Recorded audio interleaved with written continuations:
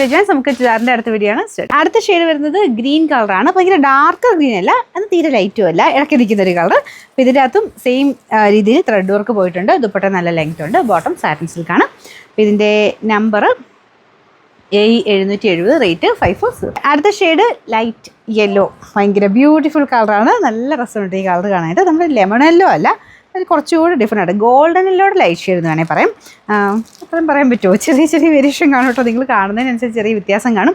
പിന്നെ എനിക്കും അത്ര ധാരണയില്ല. അങ്ങനെ കാണുമ്പം പെട്ടെന്ന് നമ്മുടെ കണ്ണി വരുന്ന ആ ഒരു ഇത് വെച്ചിട്ടാണ് നമ്മൾ പറയുന്നത്.